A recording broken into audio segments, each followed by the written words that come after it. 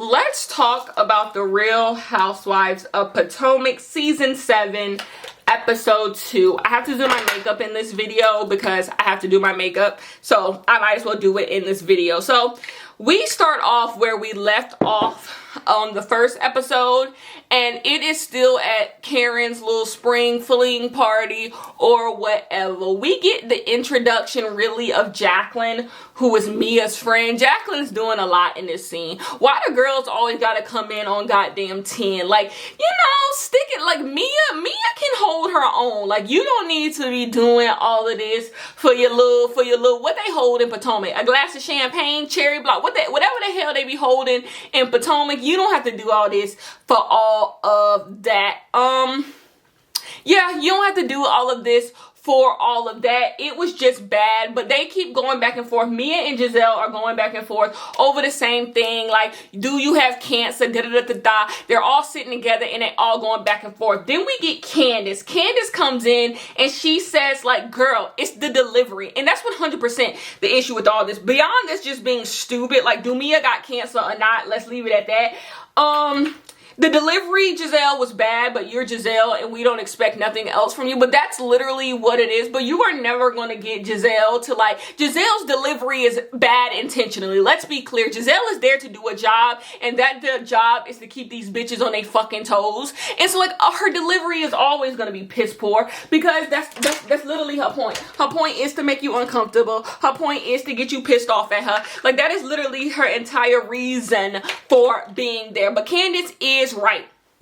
And so Robyn gets mad because she said, how dare you come for my bitch? And so she sits up there. She's like, me and Gizelle were not the only people talking about what's her name? Talking about Mia. And here's the thing. I actually liked Robyn this episode, so I'm going to give Robyn a lot this episode. So, like, stay tuned for that, but I'm not giving Robyn this. Y'all was the only ones doing all that y'all was doing when it came to this entire situation. Like, y'all was doing a whole fucking lot over a bunch of nothing. And I still stand 10 toes down on the fact that Karen ain't do shit. Karen did not carry on. Candace, number one, when it came up to Candace. Candace seemed unsure if she really wanted to go there. Robyn and Gizelle were the only people really carrying it. Everybody else was like, Karen literally said, I would have done something different, which is just being real. And Ashley, you know, she was like, that's weird. Candace was like, that's weird. But the two of y'all was the only people trying to make it into something. So don't get upset because you're back against the fucking wall. Y'all the ones who did a lot over this.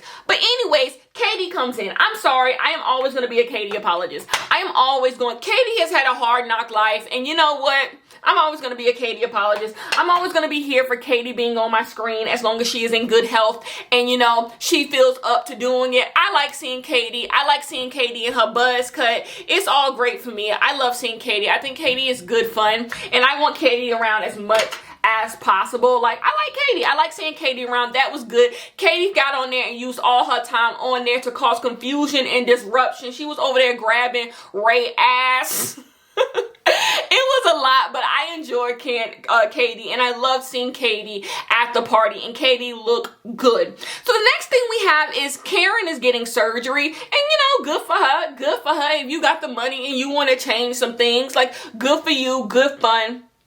Now we got Candace. We go to Candace and her house, and we find out that Candace has moved her sister in. What is with these people on these shows moving in their family members? When it come to, like, Sonia on Real Housewives of Atlanta, she had all her family living with her. Y'all are better than me. Y'all, people, when I see these types of things on shows, it has me questioning if I'm just a bad person. When I tell you me, unless you are really down on your luck, back against the wind, trying to make it no way to win, you are not moving into my home.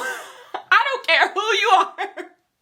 I will get you someplace to live before you move into my home. Like, please, I value my space. Like, you are just not going to move into my home. But it worked for them. Candace says she liked him there. And then if I'm Chris, I for damn sure don't want your sister living with us. Be fucking serious. But Chris seemed to always be at work no fucking ways. So he probably like, you can keep Candace occupied for all I care. So that was that on that. And so they get to talking about babies. And Candace says she wants to be pregnant by the end of the year. And you know, it's cute. I Candace and her fertility, when it comes to, you want to know an unpopular opinion with me in Housewives is, I hate baby storylines. I hate we want to have a baby storyline. I hate we had a baby and we hate our baby storylines. I hate my baby don't know who his real daddy is and how do we get him to, you know, meet his daddy. I hate all baby storylines. I find them boring because it's like, it has no it's only objective. Like, you can't really have a real opinion on it because it's like, obviously if Candace wants to have kids,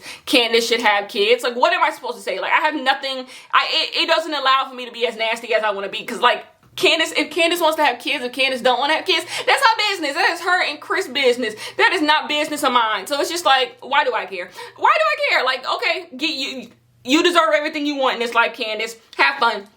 Anyways, Ashley and Michael are still living together. So we meet Deborah. Ashley has a friend named Deborah. And this is the friend of the show who should actually be on the show, in my opinion. We've met Jacqueline. We got Sharice back. And this Deborah character we have met. Deborah is the only one who has really, you know, lit something in me. Like, I like Deborah. Deborah seemed like good fun. Deborah seemed, you know, I like Deborah. Deborah was a good friend to, like, add on this scene. But anyway, we found out Ashley and Michael in the goddamn same house. Ashley and Michael do not want to be divorced from each other. They get too much out of being with one another. Like, Michael wants to be able to cheat on Ashley. I think Ashley just has no problem with him Ashley don't care if who that man's sleeping with. She really does not. And can't Ashley want Michael money. And so I just think they have a fair exchange, but they still live in the same goddamn house. And basically they do need a bigger place. Like, them kids and their toys is on top of each other, because it seems like instead of being wide, their condo is long. And so they do need a bigger goddamn place. And I see why Ashley is pulling this stunt in order to get a bigger goddamn place. But yeah, they still fucking live together. And so Ashley is like, oh yeah, it doesn't really feel like I'm getting a divorce. It's all the same. Of course it's all the same, because y'all eat breakfast together every goddamn morning. This whole Michael Darby divorce thing is unserious, because Ashley just won't say what Karen already fucking told us. And that's, you just want a house. You just want a house. You just want Michael's money. And that is what it is. So that's what's going on with that. So then we get Robyn and Gizelle at dinner.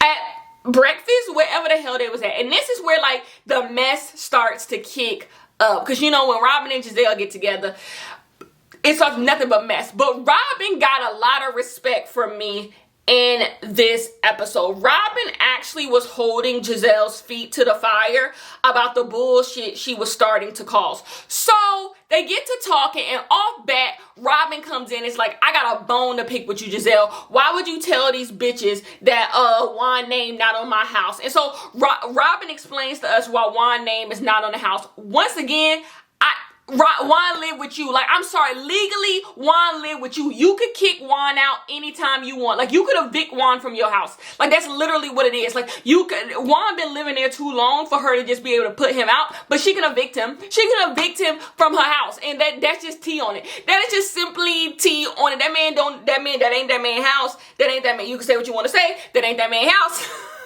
But anyways, and so she holds Gizelle's foot to the fire. Here is the thing. This is what I don't like about, this happens in real life too. This is what I don't like about friendship dynamics like Robyn and Gizelle. Gizelle 100% believes that she is better than Robyn, and she's doing Robyn a favor by being friends with Robyn. It's just a thing that is, that's just a thing that is. Anyways. And so when Gizelle does wrong by Robyn, it's always something that Robyn has to get over. It's never something that's grounds for them to no longer be friends, because it's just like, oh, Gizelle is allowed to have all the grace in the world. You can't really be too mad at Gizelle about anything, because like, she won't really care. She won't, like, you lucky I'm your friend. But I promise you, if Robyn said something she knew about Gizelle, and it was something like that kind of proves that, like, this whole time we was right about her relationship or something, Gizelle would be so nasty to Robyn. Gizelle would be so nasty to Robyn. She would get her get back on Robyn. I promise you. And so, like, that's what I don't like about Robyn and Gizelle's friendship dynamic. It doesn't seem equal. It does not seem like a mutual friendship of two people who, like, mutually love and care about. I do think Gizelle loves Robyn. I do think, and I think they have a good time together. And I think Gizelle really cares about Robyn. But there's always this imbalance of almost power in their relationship, because there's no world in which Robyn would ever be allowed to do what Gizelle did to Robyn. Like, there's just no world. And Gizelle just taking on the chin the way that Robyn has to take it on the chin every time Gizelle get to running her mouth about Robyn and her business. Like, the reason why Gizelle did it is because she knew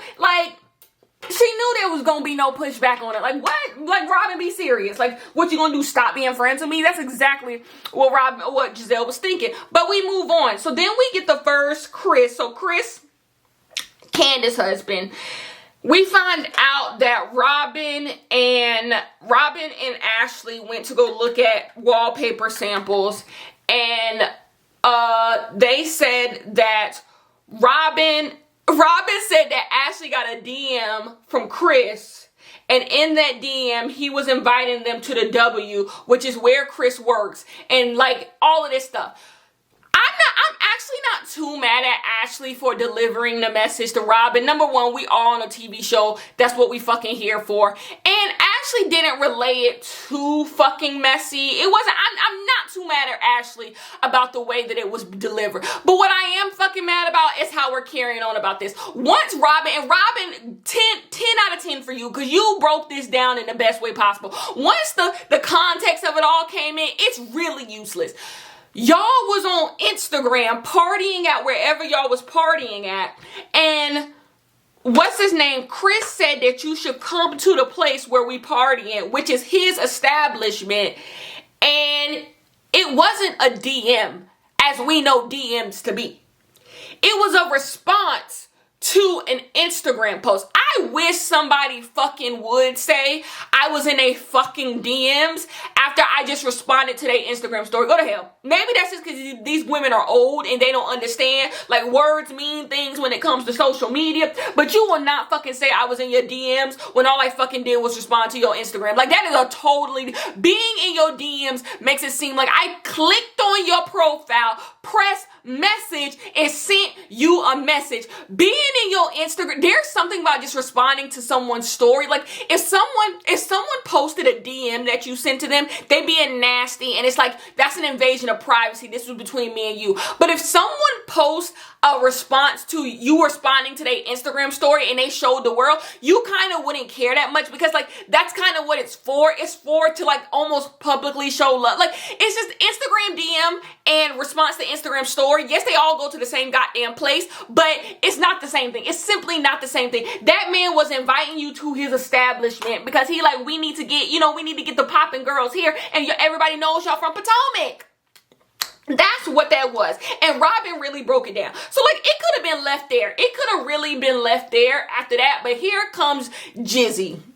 Here comes Gizelle. Is that Giselle's nickname? Would that be the name? Would Jizzy be the nickname for Gizelle? I don't know. Anyway, here comes Gizelle. Here comes Gizelle with her bull fucking shit. She says that she's uncomfortable with what Chris did at the reunion to her. So I was expecting, when we played the clip, Chris was about to do something fucking irate. Like, he was about to curse Gizelle out. Like, something happened that we didn't see. This man came to her dressing room. Here is the thing. They are friends. Like, I'm so sorry. They are. I don't think Chris has to be mindful about coming to talk to y'all when we've seen nothing but them being like friendly. Like, why would he have to feel weird about you doing? But even if that's the case, like, if you told him that and then he still did it, then you would have room to stand on Gizelle. But just by like merit, Chris ain't done nothing wrong. What did Chris do? He talked to you in a public setting. Like, I get if he came by your house, y'all was at the reunion and there was probably still people there. And he came to talk to you, even if he wanted to talk to you in private. What's wrong with him wanting to talk to you in private? And then, okay, maybe something is wrong. What did he say to you, girl? He didn't even say nothing to you. She didn't even have nothing for that he said. And so Robyn, once again, being the voice of reason, can you believe it? Goes like, girl, that man ain't do shit to you. And he didn't. What did this man do to you? This man did not do a damn thing to you. And Gizelle is keeping it like he did this. I need to talk to Candace too. Gizelle is such a... You almost got to give Gizelle credit for how committed to the bitch she is. You almost have to give Gizelle credit for how committed to the bitch she is. She's committed to the bitch. She's committed to keeping up. Gizelle is so committed to the bit. She is going to give Andy at Bravo exactly what he is paying her to give. Like, always. Because she is so fucking committed to keeping up the shit. But we move on. We'll come back to that. But we move on. What happened after that? Okay, so... we get... Oh, and also, Chris want to sleep with Gizelle. Giselle is not an ugly woman, but we also don't know Chris to sit up here and just want to sleep with Giselle. It's just a little unserious, but you know, whatever. We move on. So, Mia goes out to eat with Jacqueline, that new friend, and her husband. I don't want to be nasty, but Mia is so vapid. Every scene that Mia is in is just so vapid. Like, the whole, like, no, my husband doesn't sleep with my best friend. Like, what? Who is that funny to? Who is that interesting to? Like, this idea that y'all just like a throuple. Like, who is that interesting to? Like, she's just so vapid. Like, it's just so empty and like shallow and thin. Like, anyways, the whole point of this scene is that Mia doesn't trust Karen because she believes Karen been talking shit about her and low-key was trying to get her set up with the girls, and she was just trying to cover her ass when the whole thing was going on with the whole cancer storyline. Did we see something? Did something happen that we didn't see? Y'all have to explain it. Did something happen that we did not see? Because all we have seen is Karen sticking up for Mia. Even at when they were having the picnic, Karen stuck up for you. You about to lose your only friend on the show. The people who they said was talking shit about you, that's who was talking shit about you. It was not Karen. Karen did not say shit about you. That would be, and I hope Mia is looking at the show right now and being like, ooh, I look dumb as shit. Because Karen did not say a damn thing about you. She did not say nothing that was in poor taste. And then, is the show forgetting what they showed us? Or like, are we just supposed to act like this didn't happen? Mia is saying that, oh, Karen should have told me beforehand they was going to talk about me. Did we not see the scene of them at Mia's house and Karen saying, hey, the girls was talking about you, and next time you see there was going to be beef, and Mia saying, well, I don't give a fuck, those women can think what they want to think. Did that not happen? Did that not happen? Where Karen did give you a heads up in person before be serious. It's unserious. I find Mia so unserious.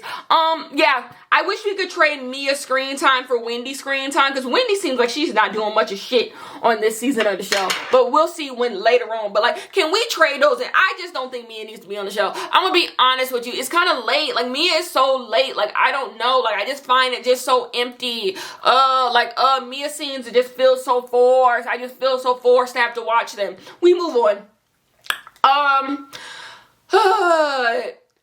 Ashley and Candace get to talking it out. And like I said, I'm not hard on Ashley and all this. I do, once I get to the end of my conspiracy theory, I'll be hard on Ashley about this, but whatever. They get to talking it out, and it seems like Candace is not, Ashley's not gonna really carry this. This is how this information should have been presented from jump, coming to talk to Candace about her husband, and they did it, and it was done. She explained that her husband works at the goddamn place, and he just wanted you over there. He DMs all her friends, and like, it's just simply just that, and it gets laid to bed, and that's honestly where it should end. But Candace throws like a dance little thing, you know, well, they get to learn how to dance. The girls get to learn how to dance. And my own 2 cents on this scene, none of these ladies can dress. None of these ladies. Karen is the best dressed out of the group. And what does that say? Karen is the best dressed out of the group, and when none of these ladies can dress, they can't even show up to the dance class where all you have to do is wear athleisure and not look tacky. Like, what is this? How do these women manage to make the most simplest of events look so fucking tacky? These women look crazy. We move on. Anyways, so we have the dance event, and the girls get to talking. Ashley and Gizelle duke it out over divorce. And like I said at the top of my last video on Potomac, Giselle and Robyn are the last people who get to have a say on Robyn and on Ashley divorce. Like, please be serious. It's like Gizelle said, let's not sit here and act like, it's like Ashley said, Gizelle, let's not act like you and Jamal don't be double dipping and back and forth and are you together, are you not? And like, girl, be serious. You don't get to say who need to leave their man. What makes this annoying, the way the ladies are handling the the Ashley and Michael divorce, what makes it annoying is I would rather them be coming to Ashley as a friend and being like, this man has put you through shit. You really need to leave him. But this idea that y'all just care so much on the will they won't they, like y'all entire life rest on will or won't they get divorced, that I can't get behind. Y'all just look bored.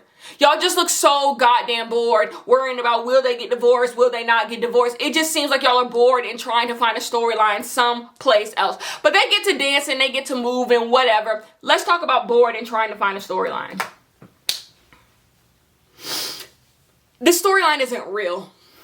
The Chris, Gizelle, Ashley storyline isn't real. And this is what bothers me in Housewives that turns me off from a season. This makes or breaks seasons for me because I can't sit up here and give too much attention to a storyline that's not real. Gizelle and Ashley allegedly, in my opinion, came together and cooked up this storyline. I believe at the beginning of, I have no proof. I believe at the beginning of every season of Potomac, Gizelle decides who she's going to come at and who's going to be her storyline, who she's going to make the crooks of the season, whether it be a Monique, whether it be a Wendy, whether it be, it doesn't matter who it is. She comes together and decides who she wants to fuck over at the beginning of the season. The only person who's safe is Robyn. This is Candace's moment. This is Candace's moment to get fucked over by Gizelle. Gizelle has decided to sacrifice Candace and like sacrifice her in her marriage for the sake of this show. This storyline isn't real. It's Ashley saying something about the DM and bringing it to Robyn and then bringing it to Candace. And then it's now Gizelle has a story that happened 5 months ago. And she brings it to the group. But nothing actually happened because she can't actually accuse Chris of something because then it gets messy.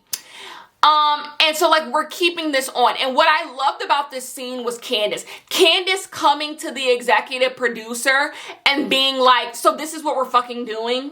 Because that's what this is. And once again, y'all should have been on Monique's side when Monique said, so this is what we're fucking doing, when it was Monique's marriage that was on the chopping block. This is what we're fucking doing. I feel how Candace felt in that bathroom when she was talking to Eric. This is what we're fucking doing. My husband, me and my marriage, me and my husband on the chopping block. Okay, we're doing this season because Gizelle know good and fucking well she don't have no problem with Chris. I don't want to like downplay Giselle's feelings, but Chris didn't do nothing to her. Chris did not. This storyline is simply not real. It is not a real storyline. This is something that Gizelle is bringing to the show to cause confusion and disruption to give us a show. And it's pathetic. What Gizelle is doing is pathetic. That's not me saying Chris is a perfect man. I don't know that man. But the information that has been given to us in this very moment is Gizelle 100% reaching and grabbing. Even her sitting on that floor like, you can't invalidate my fit. Like she can't even fully, dig into the bit. Because even she sees she's kind of looking ridiculous. Like, what are you doing, Gizelle? This is why I don't like her. This is how I don't see how there's Giselle fans. Because it's always this bullshit. We can keep it on the playground. Like I said, I wasn't too upset with how Ashley did it. Ashley did it in more of a like, reality show way, you know, like bring up the mess but kind of backpedal on it and okay, fine. But like Gizelle is going 10 toes down in it because Gizelle clocks in to do this show. She sees this as a job that she clocks into. She makes her money and she goes. And it's like, you're hurting people by doing, like now you're making it seem like, and then I love that Candace brought up the whole Michael Darby situation. We really gonna turn my husband into the predator as if y'all don't still constantly allow Michael Darby to be on this show? What are you doing? What are you doing? It pissed me off. That scene 100% pissed me off. And yeah, I'm simply, as if, wasn't Gizelle pissed off as hell when Monique was bringing up Jamal? Or what about In the Park After Dark? When Monique brought up In the Park? Because all you Gizelle fans who say Gizelle is warranted and being mad at Monique, y'all said she was warranted and being mad at Monique because In the Park After Dark, Monique was dead wrong with that shit with Sharice and In the Park After Dark. So how come Monique dead fucking wrong for hitting Gizelle with the same bullshit that Gizelle constantly hits people with? You don't get it both ways. You don't get to be mad that somebody was coming for your little funky ass relationship, but you be trying to take down people's whole ass marriages. But you mad about a binder that Monique brings. You're mad when someone comes from Gizelle. It's Candace would have had every right and the right to get it, because that's what I would do. If I was Candace, I would not entertain this conversation at all. Y'all can talk about this when I'm not around, but every time y'all bring it up, I'm leaving. I entertained it with Ashley. I told Ashley what was tea, but after that, let it go. After that, let it go. If you have a problem, if you feel that my husband actually did something to you, please go to the authorities. Please go to the authorities. Because we're not doing this. We're not playing around with like these empty allegations. If my husband actually did something to you, please tell me what my husband actually did to you. And then we can discuss. But this, you're making a storyline and it's not. We're not doing that. We're not doing that, especially because we have people on this show who have actually been accused of doing very inappropriate things. So we're not playing around with that. If my husband did do something inappropriate, let's take it to that. But if you just want to sit up here and be like, he came into my room and he talked shit about you to me, that should be the thing. Why your husband talking shit about you to me? That should be what we really discussing. But you're bringing it into something that it's not. Or unless you want to say it's something. But anyways, that is the end of this one. I will see you guys in my next video on episode 3.